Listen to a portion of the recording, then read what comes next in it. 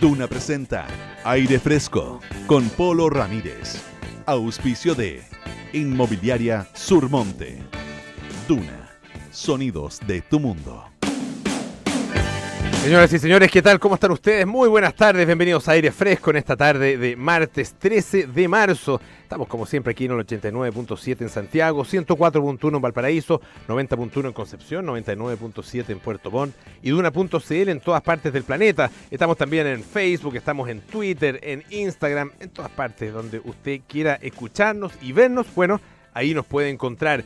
Tenemos esta tarde un gran invitado, una interesante conversación que vamos a tener con el sacerdote jesuita Fernando Montes. Él, ustedes lo conocen sin duda, lo recordarán, fue superior de los jesuitas acá en Chile, fue rector del Colegio San Ignacio, rector también de la Universidad Alberto Hurtado y tuvo mucha cercanía con Jorge Mario Bergoglio a partir de los años 60. De hecho, el año 60, justamente cuando el padre Montes coincidió con Bergoglio en sus estudios allá en Argentina, fueron compañeros y vivieron juntos también, y después han tenido una serie de otros encuentros a lo largo de la historia, y es una persona muy indicada, muy idónea para hablar de los 5 años desde que Jorge Mario Bergoglio se transformó en el Papa Francisco.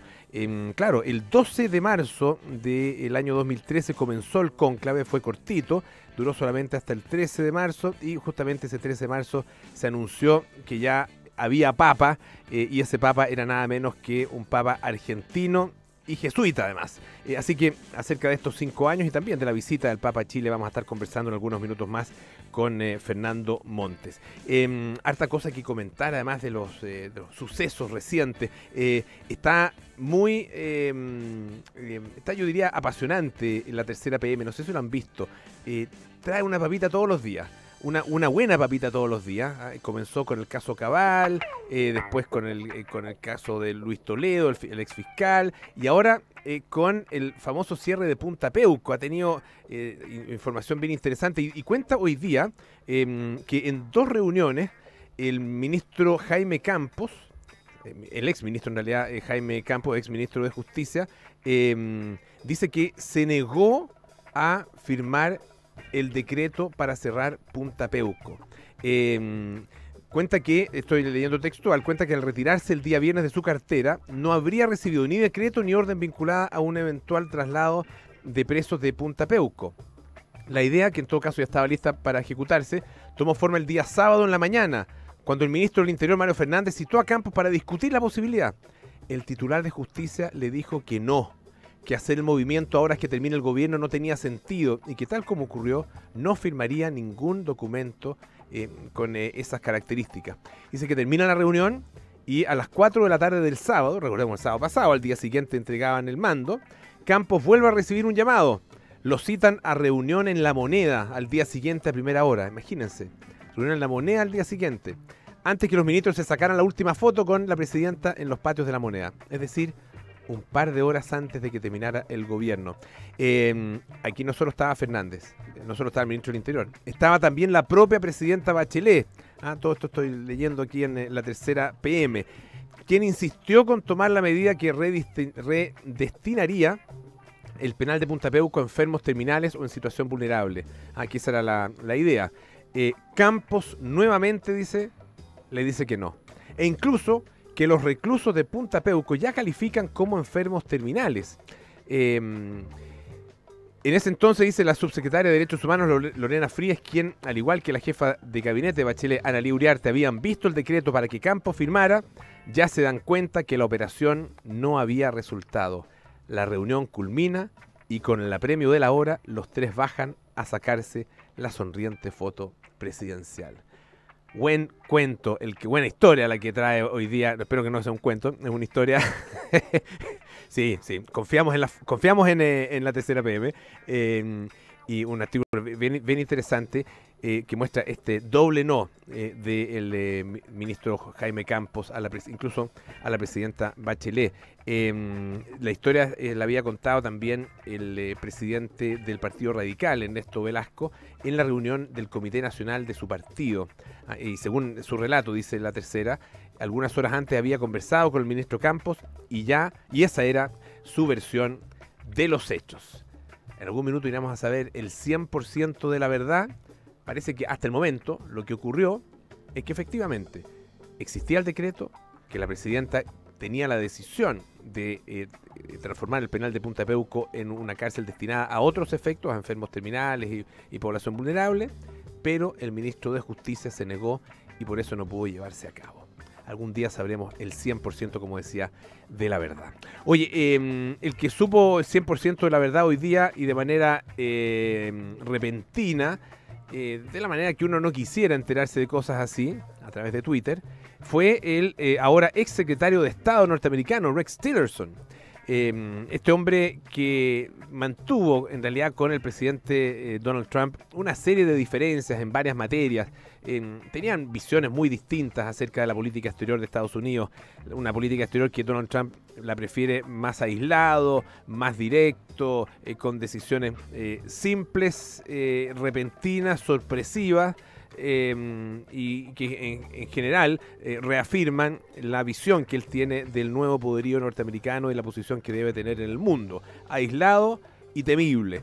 El caso de Rex Tillerson, un hombre que tiene una mirada mucho más multilateral y que probablemente no debe haber estado tan de acuerdo en muchas de las decisiones que en esta materia tuvo que impulsar por orden de Donald Trump. Y bueno, en definitiva, Donald Trump a través de Twitter informa que Rex Tillerson ha dejado de ser el secretario de Estado y que en su lugar va a tomar el puesto Mike Pompeo, quien hasta hace poquito, hasta hace horas, era el director de la CIA. Es un paso bastante raro que un espía, en el fondo, además un hombre que tuvo carrera en la CIA y que tiene tradición de espía, que un espía se convierta en el jefe de la diplomacia de un país. Algunos dirán, bueno, siempre la diplomacia ha estado al ladito, ha estado muy cerca del espionaje, pero en general por vertientes separadas. Por último, para guardar la compostura, para guardar las buenas maneras y las formas. En este caso, todo eso sabemos que a Donald Trump le importa pocaso. Mike Pompeo, una especie de alter ego de Donald Trump, un hombre que tiene visiones muy parecidas en temas de política exterior y también en el modo de hacer las cosas, de acuerdo con personas que trabajaron con Mike Pompeo en la CIA y en otros organismos. Es un hombre que también es muy directo, que toma decisiones muy en solitario, muy llevado a sus ideas y que no acepta muchos consejos, muy parecido a Donald Trump. Así que el jefe ahora de la diplomacia va a ser un hombre muy afín al presidente. Y se da además esto en un momento bien crucial, cuando está en juego el acuerdo al que llegó Barack Obama con Irán, un acuerdo que siempre ha despreciado Donald Trump, pero que Rex Tillerson alababa. La verdad que estaba en favor de ese convenio que se firmó con Irán hace algunos años. Donald Trump, por supuesto que no. Y se da además en un momento en que se está preparando la reunión cumbre entre Donald Trump y Kim Jong-un, que se va a llevar a cabo, se supone, durante el mes de abril. ¿Cuál va a ser la postura norteamericana? ¿Qué diferencia va a tener entre lo que hubiera sido con un Rex Tillerson y lo que va a ser con un Mike Pompeo? Bueno, ya lo vamos a ver. La gran incógnita, obviamente que es una gran incógnita que se ha mantenido durante todo el mandato, pero que ahora se acentúa con la llegada de un hombre de la CIA, es si este endurecimiento se va a extender también y aún más hacia Rusia, por una relación que está en un momento muy conflictivo, pero hay que ver qué es lo que pasa en relación con eso, porque al mismo tiempo el propio Donald Trump y su gobierno son el centro de una investigación que tiene que ver con la intromisión de Rusia en las elecciones norteamericanas. Así que en todo este panorama tremendamente enredado, tremendamente tenso, tanto al interior como en el exterior de la Casa Blanca, se da esta nueva decisión. Lo ponía hoy día en una caricatura, la revista New Yorker, que decía algo así como la carrera funcionaria de los hombres de la Casa Blanca. Y aparece es un mismo personaje que va pasando por distintas etapas, entra feliz de la vida, sonriente, siendo abrazado por el presidente, y sale, tal como Rex Tillerson y tantos otros, con un cuchillo clavado en la espalda. Escuché un poquito de música, ¿le parece esto? ¿Sí? ¿Le gusta Depeche Mode? Esto es Enjoy the Silence.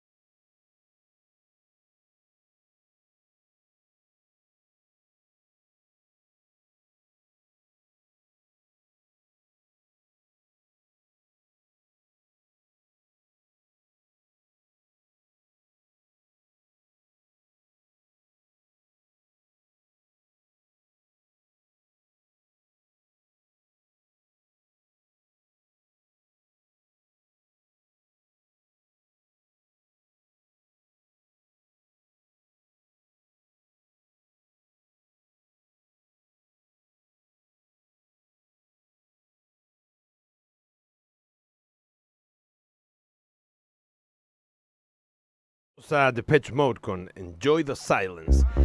Oye, tuitea si te atreves, así se llama el informe que emitió la organización internacional Amnistía Internacional, una organización de defensa de los derechos humanos, en relación con España. Y muestra este informe cómo se han multiplicado en los últimos años las condenas impuestas por la Audiencia Nacional a periodistas, artistas y también a usuarios en general de redes sociales en aplicación a un polémico artículo del Código Penal, que es el 578, que es conocido también como, como el inicio, digamos, de la ley Mordaza, que se complementa con la ley de seguridad ciudadana, que a esa sí que le dicen la ley Mordaza, y esta cifra, la cantidad de personas condenadas por este tipo de delito, por apología del terrorismo en el fondo, la verdad es que ha subido muchísimo.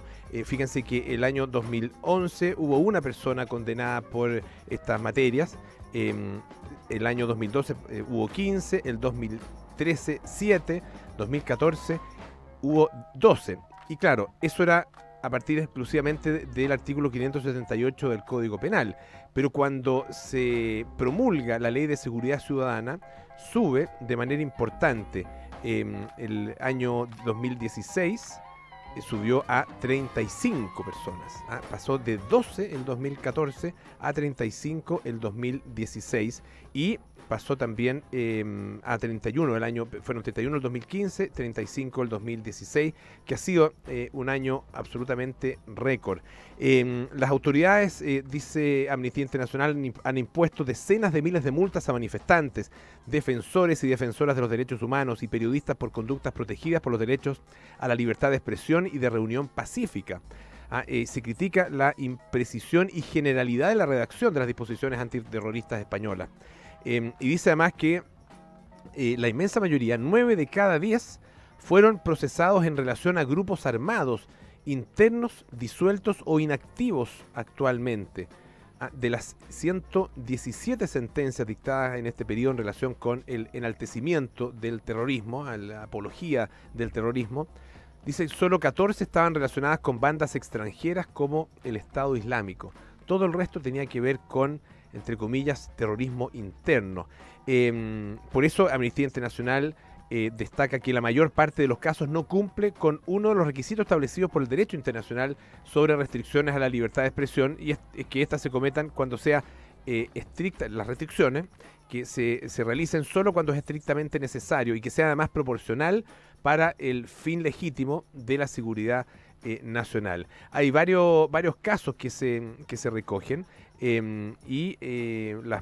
por ejemplo, hay casos que tienen que ver con tuiteros, con periodistas, con la estudiante Cassandra Vera, a quien hizo una especie como de broma, con 2 raperos que son César Strawberry y Pablo Hassel.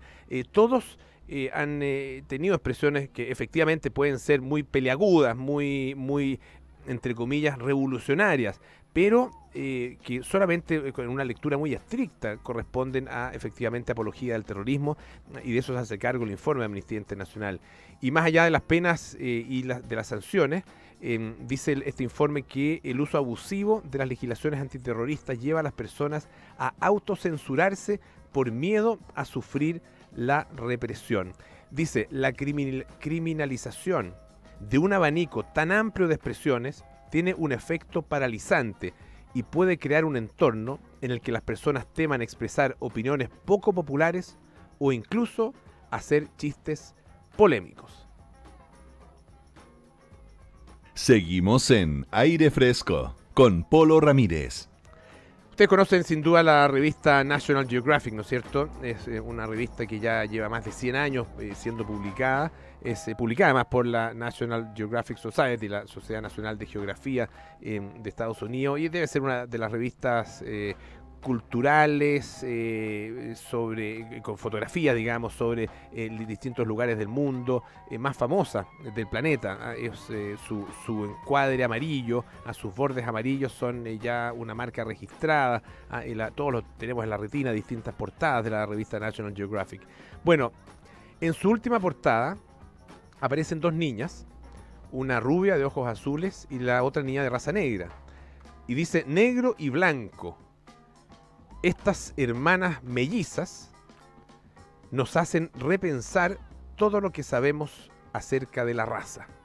Y fíjense que en esta revista, que cumple 130 años de historia, la National Geographic pide perdón.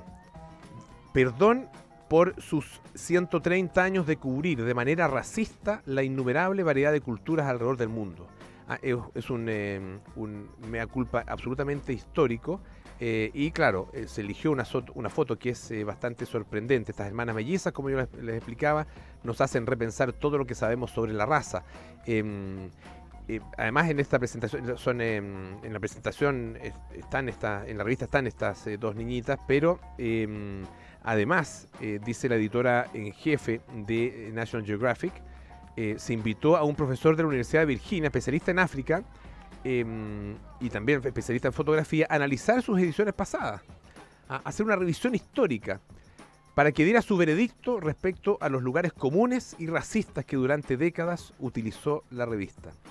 Bueno, el encargado de este particular estudio fue John Edwin Mason, y él encontró muchos sinsentidos en las ediciones de esta publicación que es tan tradicional, incluso en los años 70. Por ejemplo, lo destaca una nota de Infobae, National Geographic ignoró a la gente de color que vivía en los Estados Unidos.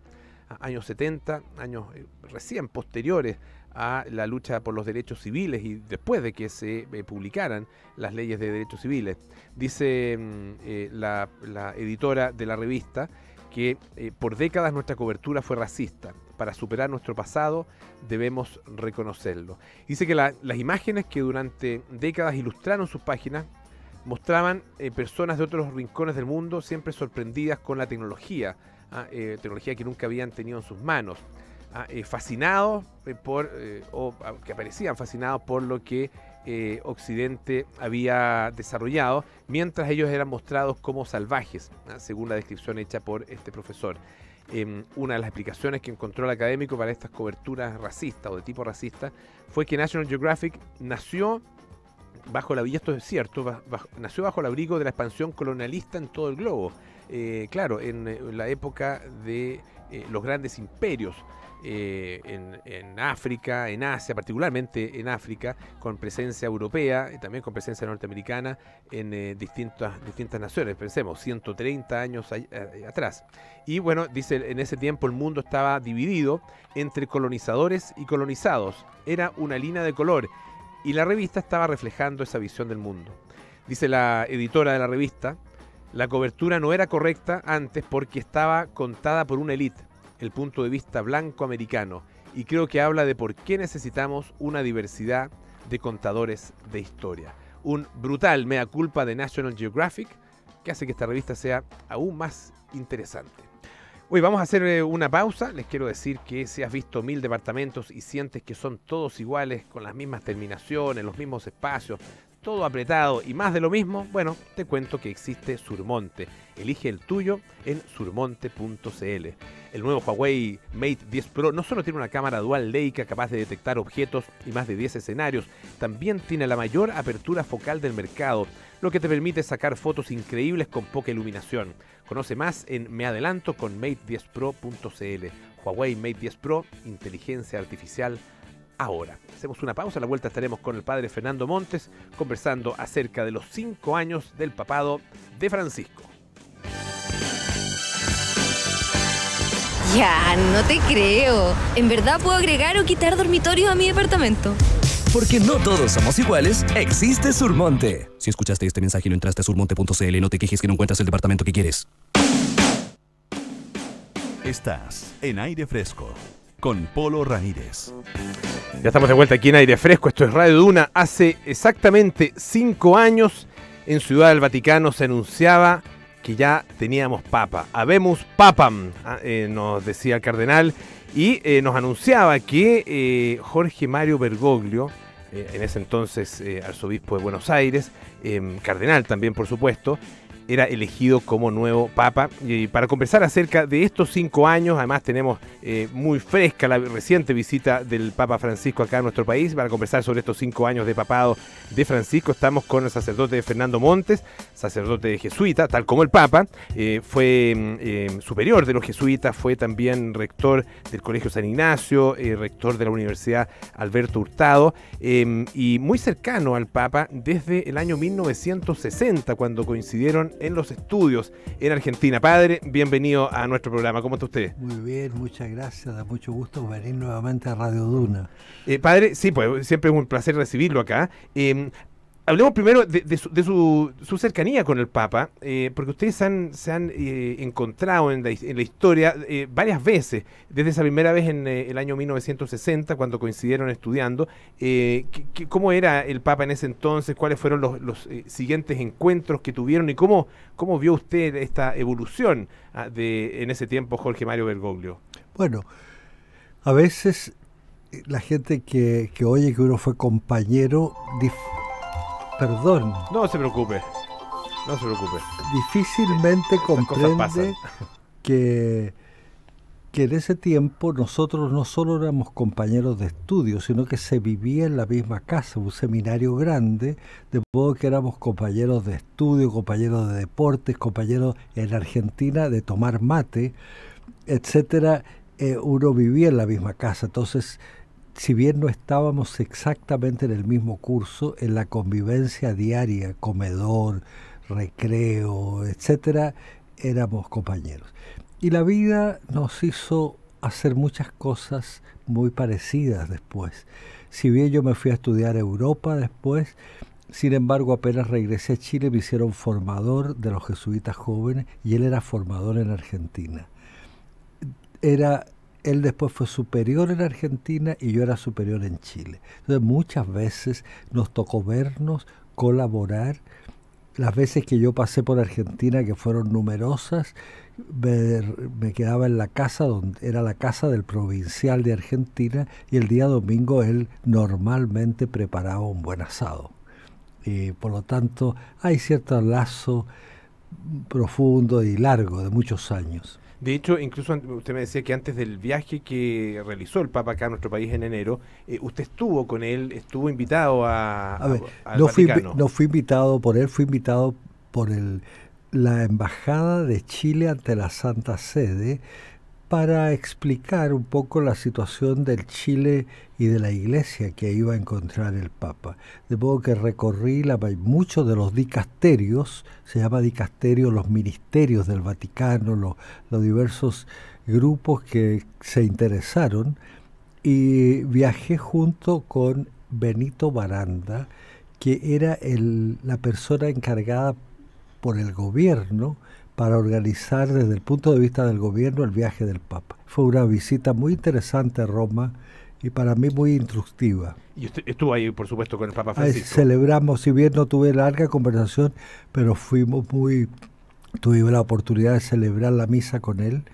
Quedé muy impresionado por el recuerdo, el cariño que me habló de Chile, y especialmente me preguntó por Mónica Jiménez, que había sido embajadora y estaba enferma, y me dijo un saludo personal a ella, o sea, una preocupación muy típica de él, de las personas. Han pasado 5 años desde la elección del Papa. Recuerdo haber justo viajado a Argentina en el momento en que él había sido elegido para cubrir las reacciones de los argentinos. Y la verdad que fue una reacción bien dividida, muy polarizada. En ese tiempo estaba Cristina Fernández gobernando. Y de alguna manera el mundo se hacía cargo de este nombramiento a partir de incluso esa misma polarización que existía en Argentina. Una visión muy dicotómica. Para algunos lo celebraban muchísimo y veían, rescataban todas sus virtudes, pero para otros era un papa que incluso se decía que había sido muy cercano a la dictadura militar, que había sido incluso una iglesia colaboradora, y le rostraban su poca preocupación por el tema de los derechos humanos. Eran realmente muy polarizadas las dos visiones. Eso cambió rápidamente y ha ido cambiando, por supuesto, la visión acerca del Papa en estos años. ¿Cómo podría describir usted esa evolución que ha tenido?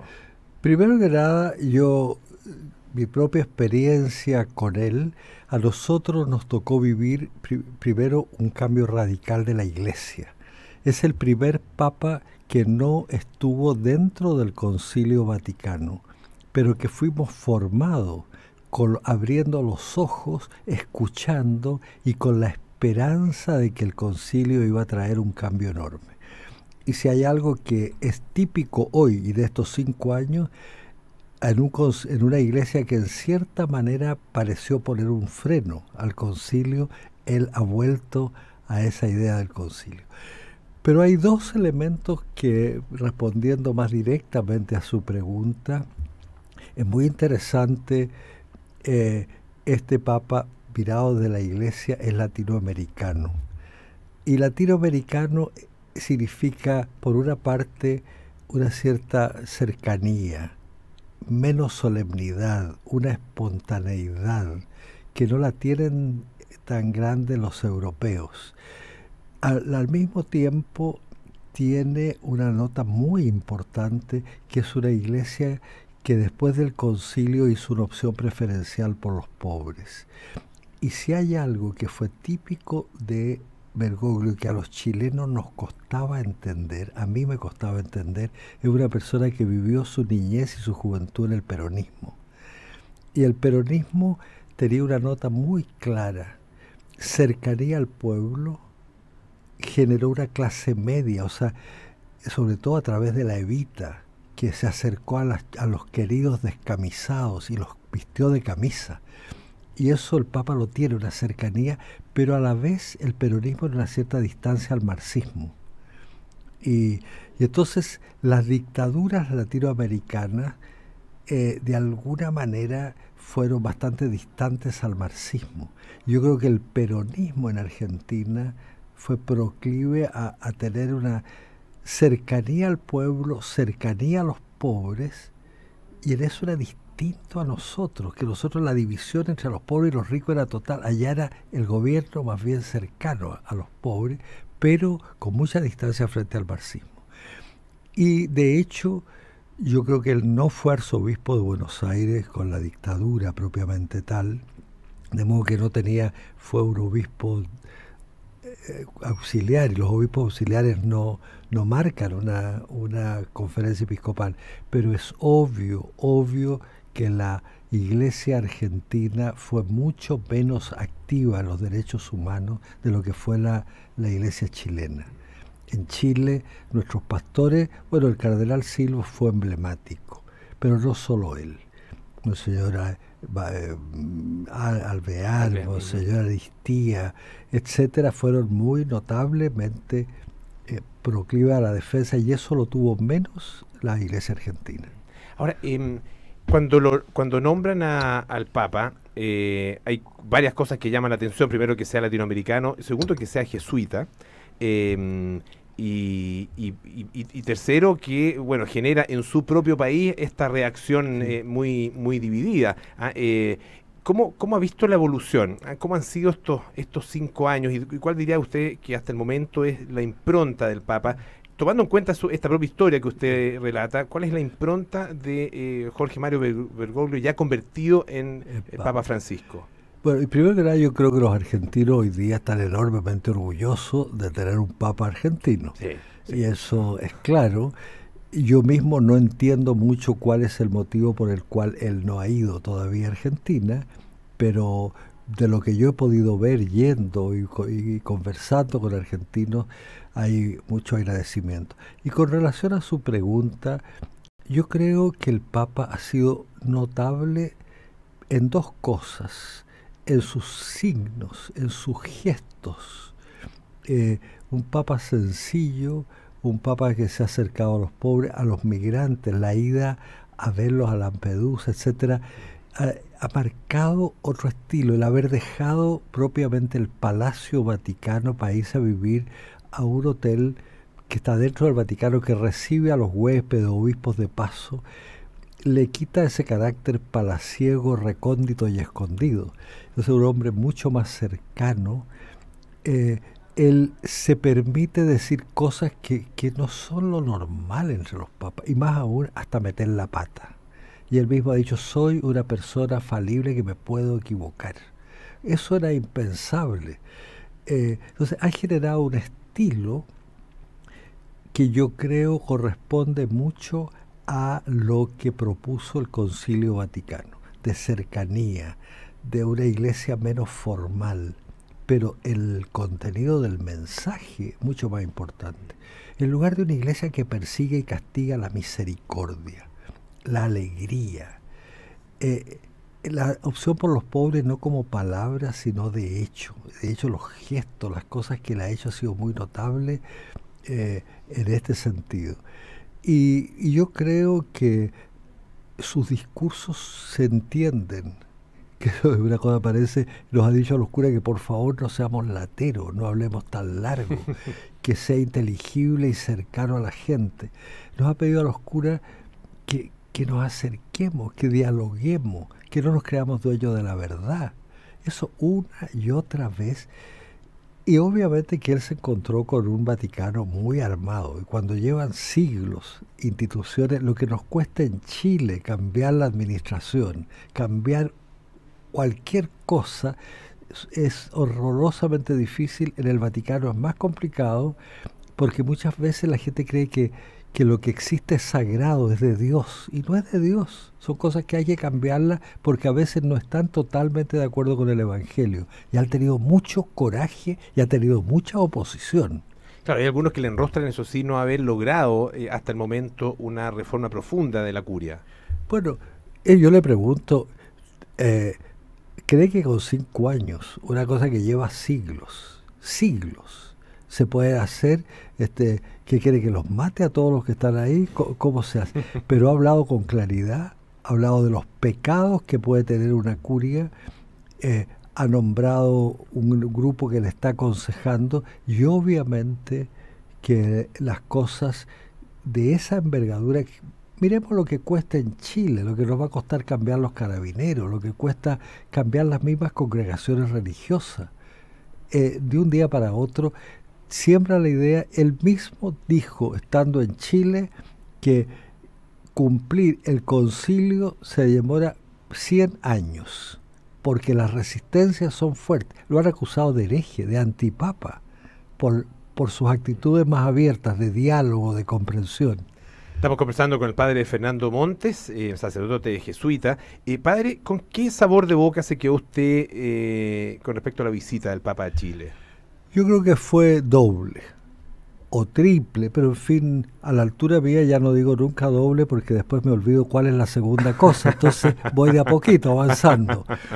Pero yo cuando me preguntaron en Roma qué Chile iba a encontrar el Papa, qué iglesia iba a encontrar el Papa, les dije muchas veces, yo ahora me hago la pregunta, ¿qué Fernando Montes va a encontrar el Papa? O sea, porque a los es muy fácil decir que esto lo oiga Sati, que ojalá esto lo oiga la Bachelet, que esto lo oiga los políticos.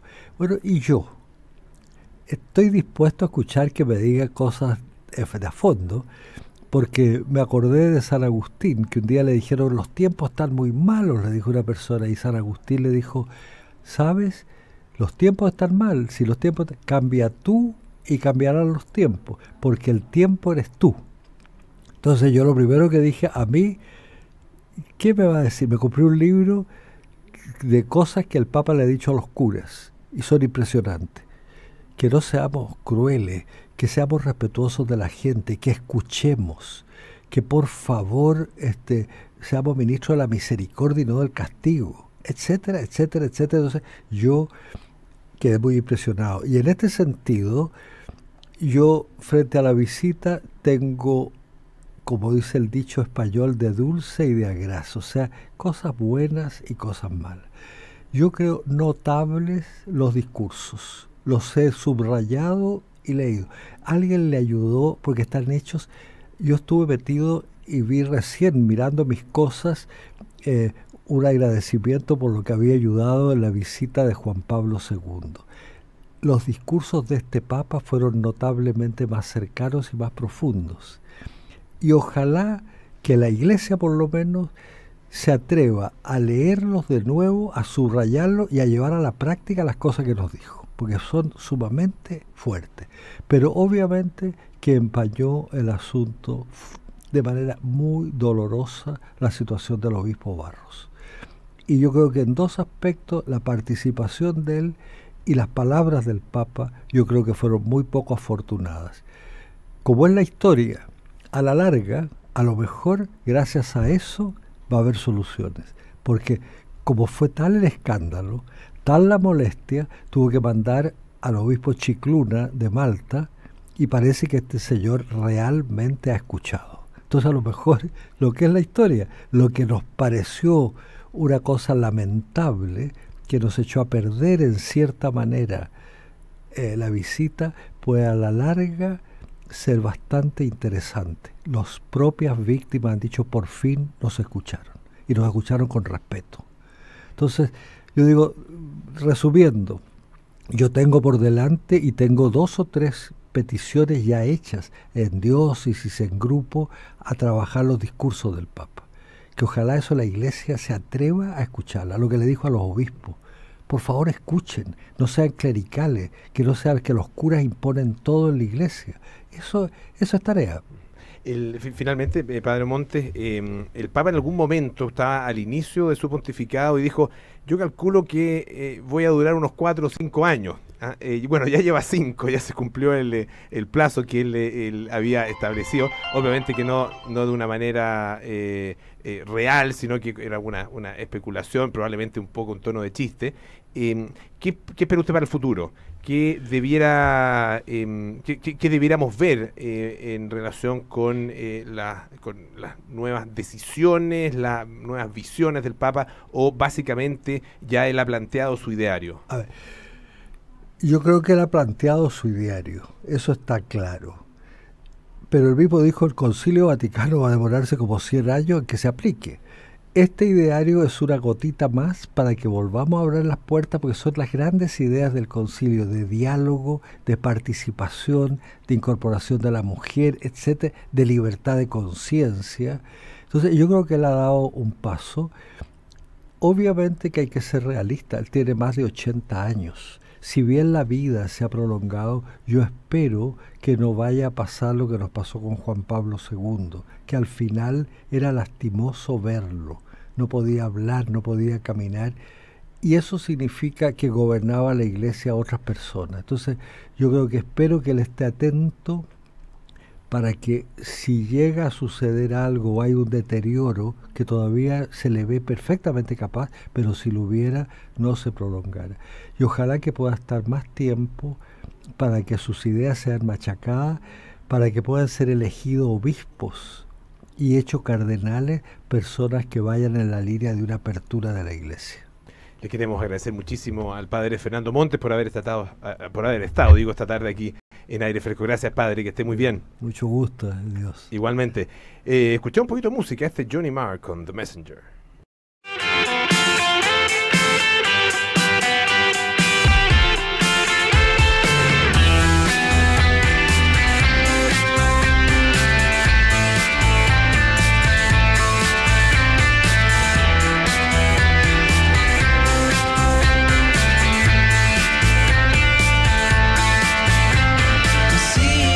Something, the life you want and takes so long.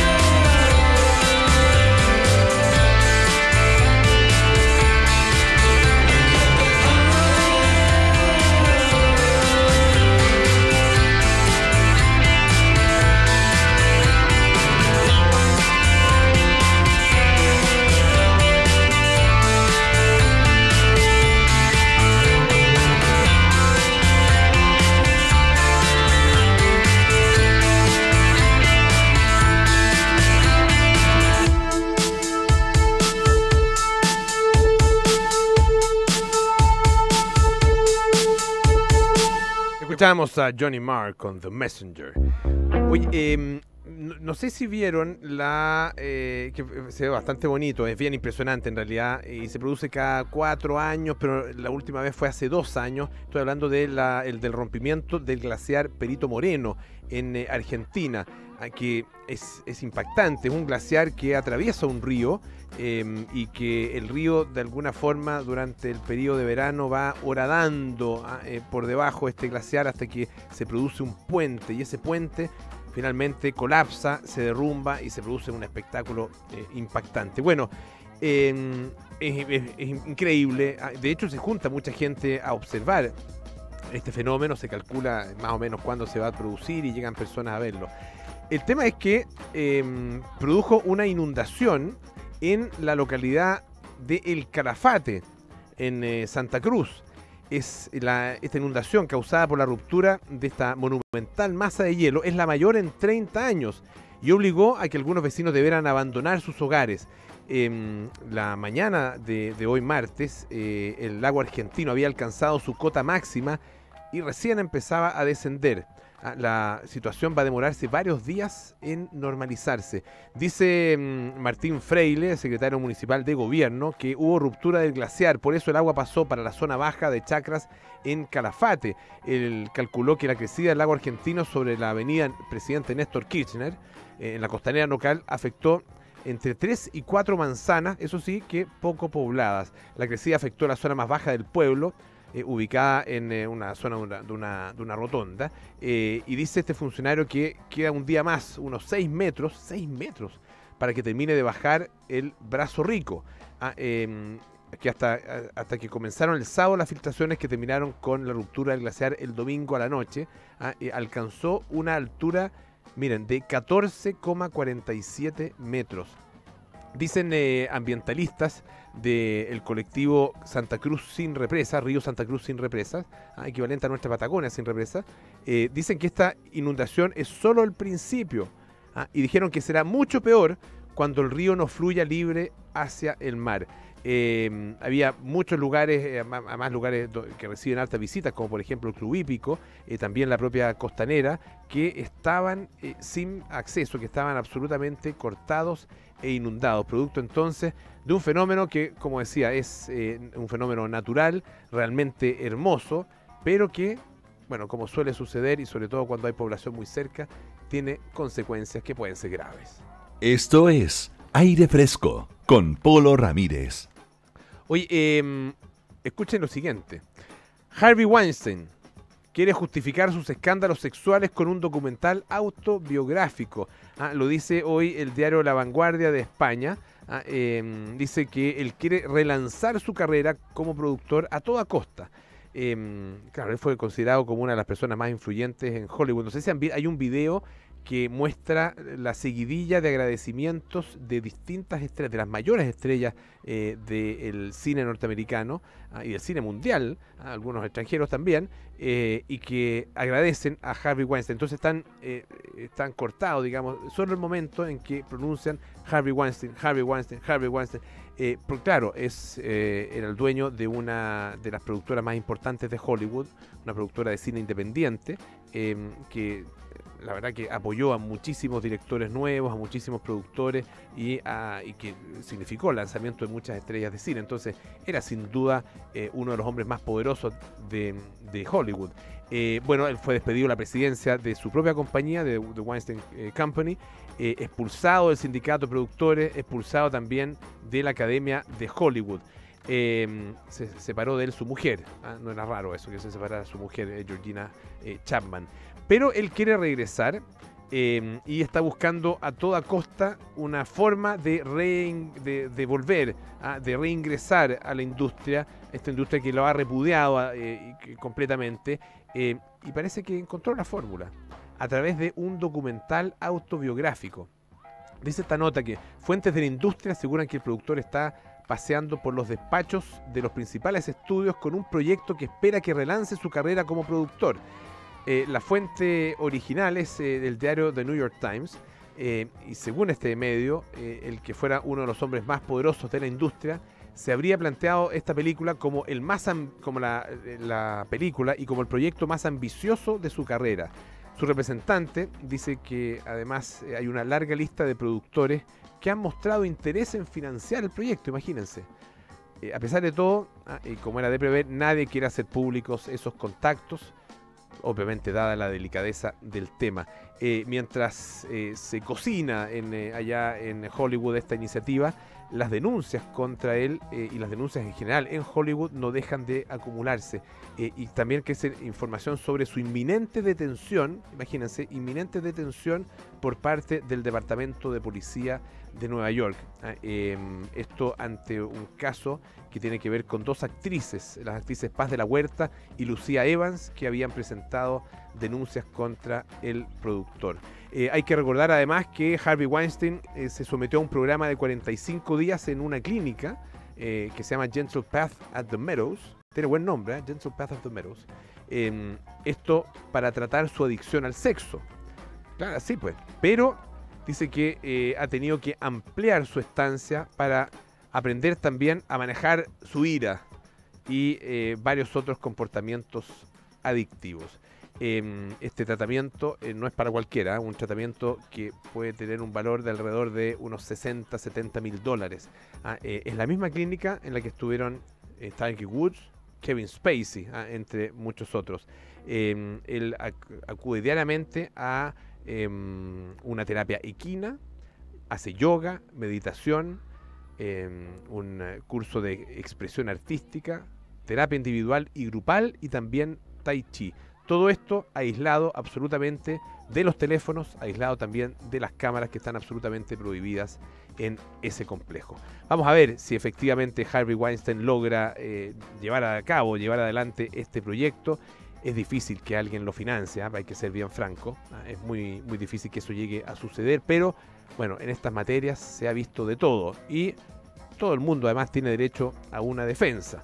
Ahora, que uno esté del lado de él para ayudarlo a que lo logre, ahí ya estamos a un poquito a mayor distancia. Ya nos tenemos que ir, viene de Lugares Notables con Bárbara Espejo, el capítulo de hoy, Antártida. Luego Nada Personal con Matías del Río, María José Ochea. A las 20 horas, Terapia Chilensis con Héctor Soto, Arana Rosas y Juan Pablo Iglesias. 20-30 horas, edición limitada, ya no, pues. Estoy acostumbrado a decir edición limitada. No, pues un nuevo capítulo de Sintonía Crónica. Sigan a la compañía de Radio Duna visitando siempre duna.cl. Que estén bien, chao.